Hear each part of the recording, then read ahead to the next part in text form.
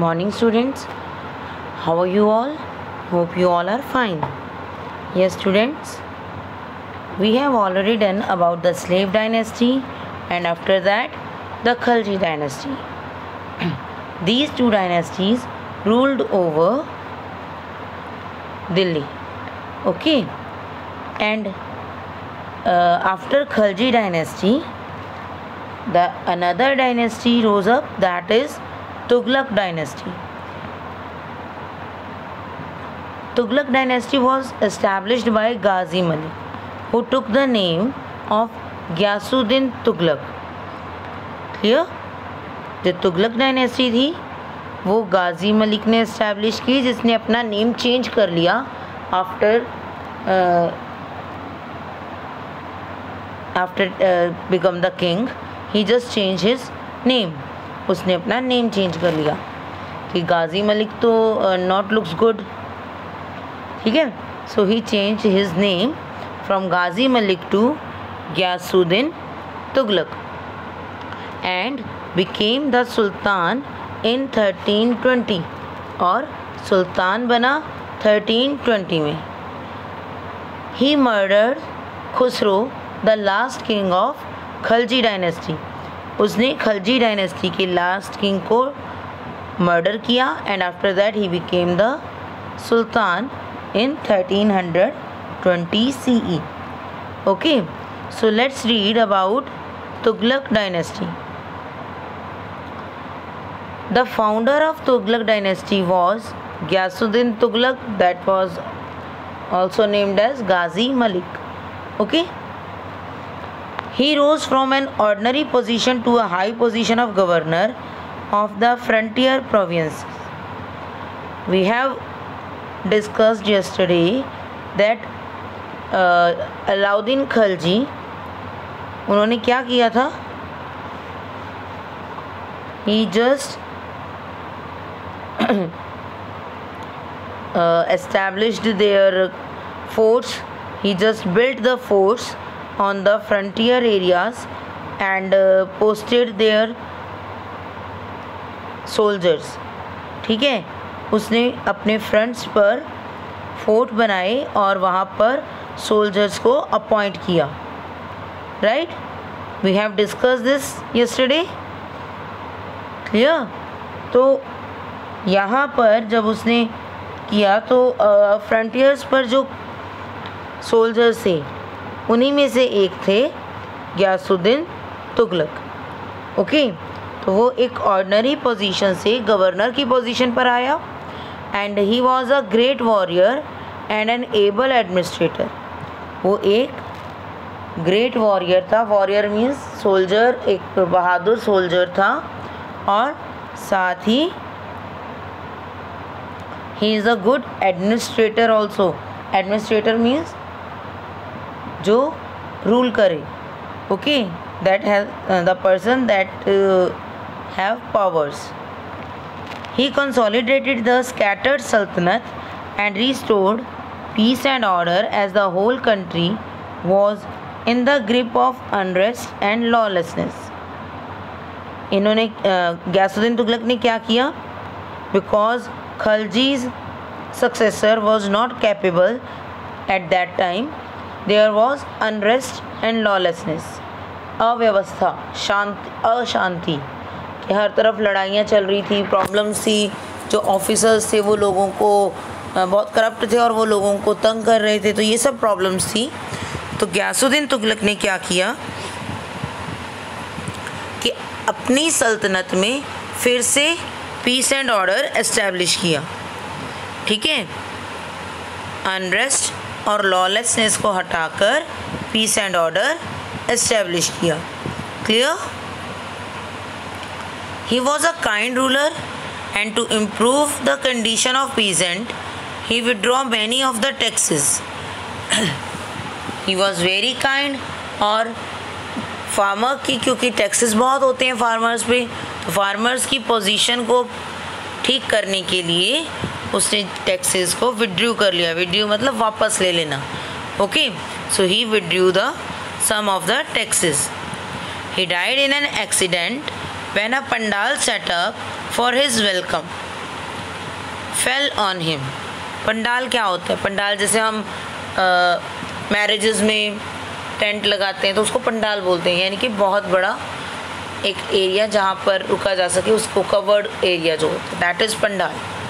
ठीक है, तो गयासुद्दीन तुगलक के लिए भी एक बहुत बड़ा, एक बहुत ह्यूज पंडाल लगाया गया था एंड उसके वेलकम के लिए, और वो पंडाल ही उस पर गिर गया and he died in that accident. Okay, तो it is said that it was the result of conspiracy hatched by his son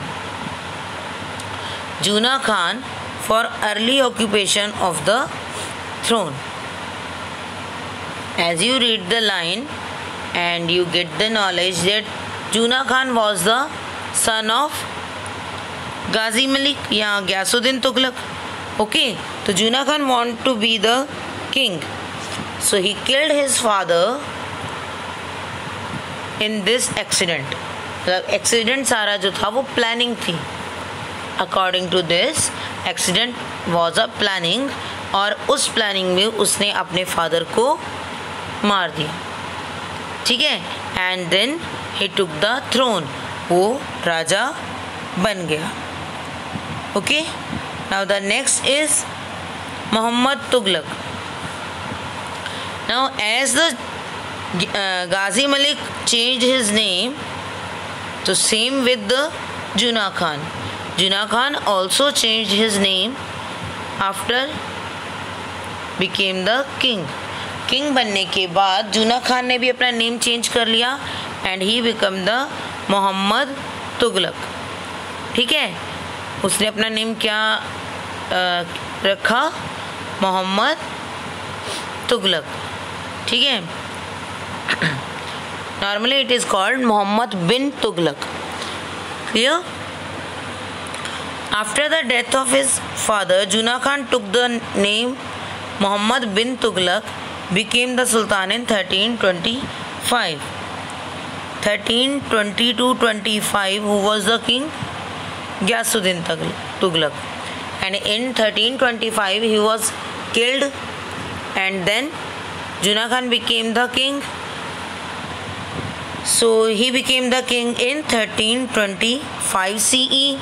He was a learned person. He opposed the interference of ulema in the matter of the state. He took many steps to consolidate the Sultanate. Before explaining this, just tell me, there was another king who opposed the interference of ulema. Name the king. एक और king था जिसने उलेमा की interference को ban कर दिया था, oppose किया था। Who was that king? Just give me the name. You have read the chapter ना? Now tell me the name.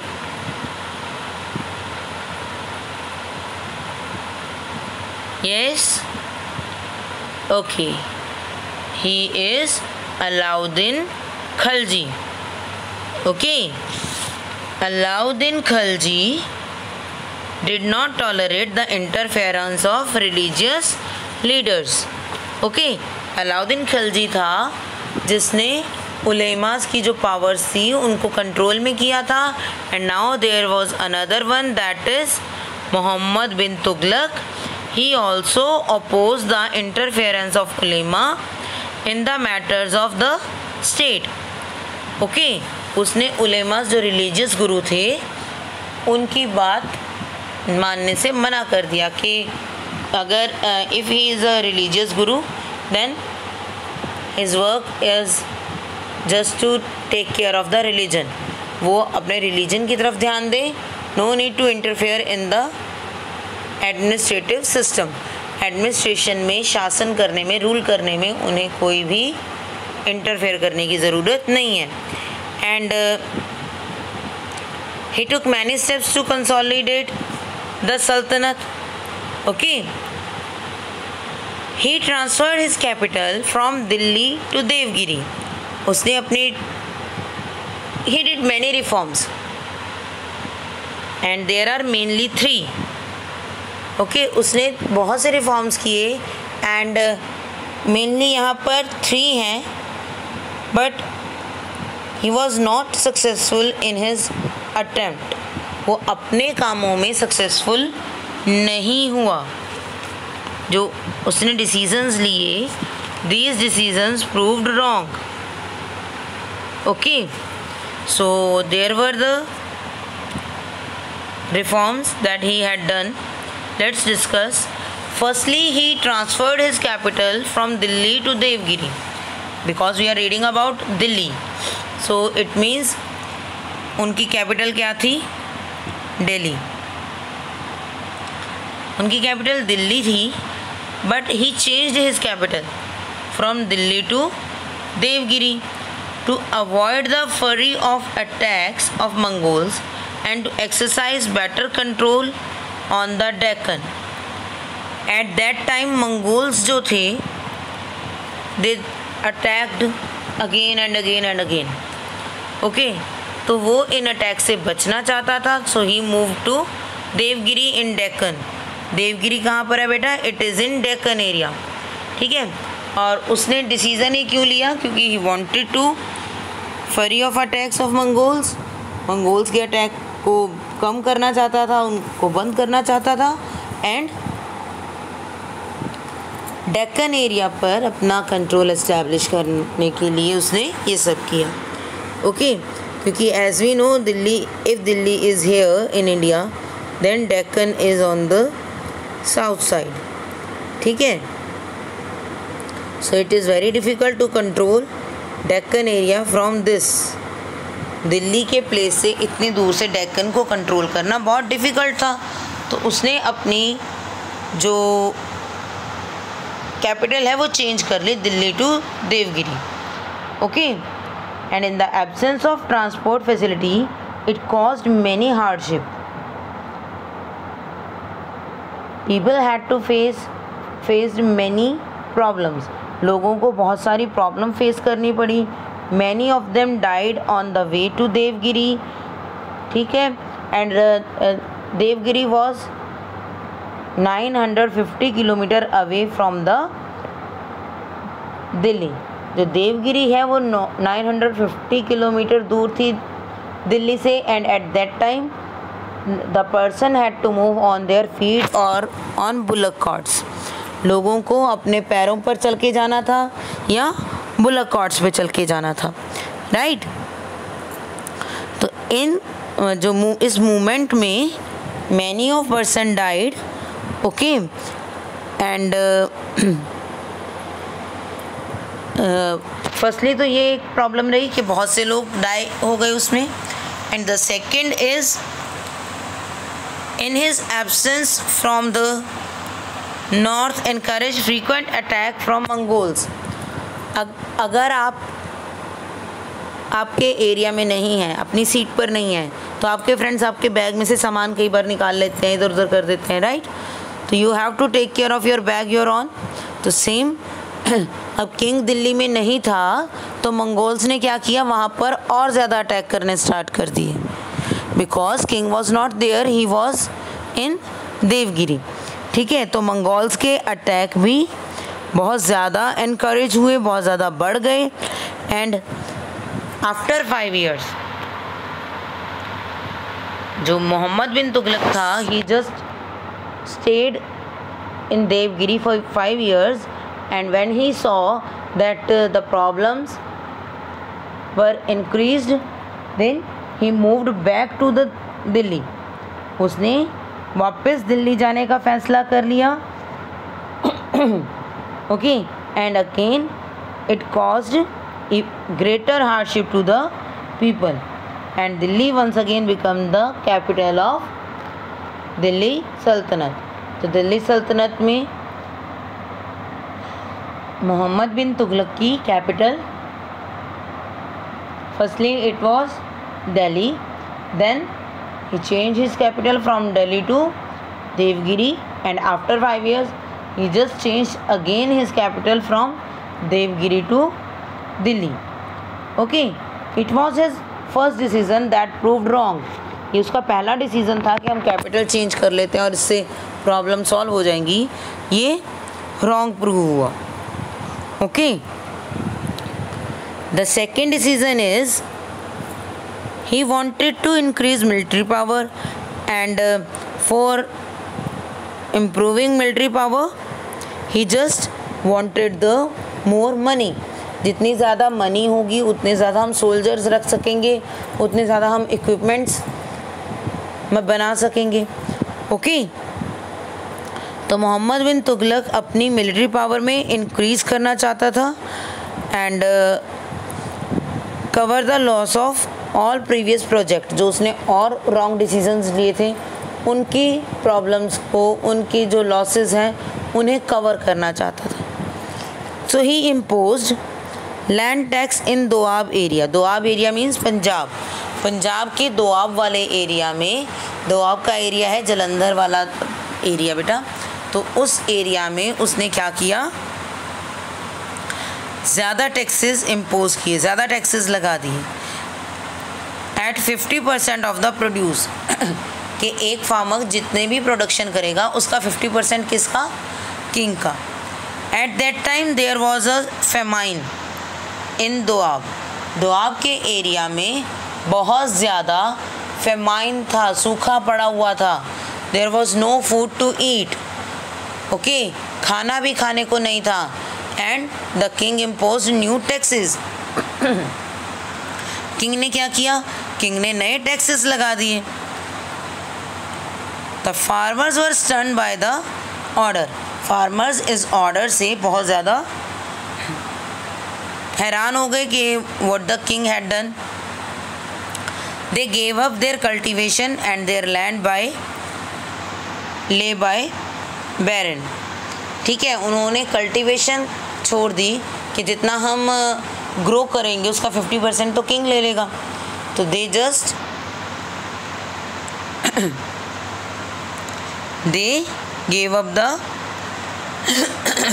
civilization. Okay, this project also ended in failure. ये प्रोजेक्ट भी fail हो गया मोहम्मद बिन तुगलक का. when Muhammad bin Tughlaq realized his mistake, he not only withdrew his orders but also extended help to the farmer to resume cultivation. उसने क्या किया, जब उसको रियलाइज़ हुआ कि उसने बहुत बड़ी मिस्टेक कर दी है तो उसने अपने ऑर्डर्स वापस ले लिए और फार्मर्स को कल्टीवेशन करने में भी हेल्प करना स्टार्ट कर दिया. So these are the two decisions that proved wrong. Now the next third is the failure of his project emptied his treasury. Movement में भी मनी जो है वो इफ़ेक्ट होता है, उस पर पैसा खर्च होता है, एक्सपेंसेस बढ़ते हैं. एंड यहाँ फार्मर्स के साथ उसने firstly he just did the wrong and after that he gave them money to settle or to do the agriculture work again. Okay, so it just emptied his treasure. उसने उसका जो खजाना था, जो उसके पैसों का एरिया था, उसे एम्प्टी कर दिया, ख़त्म कर दिया. Then he thought of issuing token currency of copper instead of silver coin. Copper की करेंसी उसने बनानी स्टार्ट की. Firstly silver coins were used but silver जो था वो कॉस्टली मेटल था, तो उसने कॉपर के कॉइन्स चलाना स्टार्ट कर दिया. Okay, and due to increase circulation of country counterfeit coins, he had to withdraw his order and ask the people to exchange their coins with silver coins. Firstly तो उसने अपने copper coins की जगह लोगों से silver coins ले लिए, but ये इफ़ेक्टिवली यूज़ नहीं हो पाई. सो उसने फिर से लोगों को कहा कि अपने कॉपर कॉइन्स दे दीजिए and I will give you back to silver coins. मैं आपको आपके कॉपर कॉइन्स के बदले में सिल्वर कॉइन वापस दूंगा. ठीक है, अब अगर आपको कोई आयरन या कॉपर के बदले में सिल्वर कॉइन्स दे रहा है तो उसके मनी का क्या होगा, ख़त्म हो जाएगी, right. So same happened there. जो उसने अपनी ट्रेजरी से सबको कॉपर के एक्सचेंज में सिल्वर दिया तो उससे उसका जितना भी ट्रेजर था वो ख़त्म हो गया and he there was heavy loss, ठीक है, और बहुत ज़्यादा लॉस हुआ। Clear? These were the three main reasons, these three main decisions that proved wrong. Okay, Muhammad bin Tughlaq was a mixture of opposites. He was a great scholar but lacked common sense. He was harsh as well as liberal. During his last days, he had to face many rebellion in different part of the Sultanate. Clear? Mohammad bin Tughlaq ने बहुत सारे decisions लिए और उसका जो time period था it was a mixture of opposites. उसको oppose करने वाले बहुत से लोग थे उसके टाइम में। He was a great scholar but lacked of common sense. वो एक अच्छा विद्वान तो था बट उसमें समझ नहीं थी कि how to do work, how to take decisions. Okay, he was harsh as well as liberal, and in his last days he had faced many rebellions in different part of the sultanate. बहुत से लोगों ने उसके against लड़ाई start कर दी, rebellion start कर दी जब वो अपने लास्ट डेज में था तब। Okay, so students, that's it for today. We have read about Ghiyasuddin Tughlaq and Muhammad bin Tughlaq. Okay, you have to read this and make the short notes on these book too. Okay, thank you and have a nice day.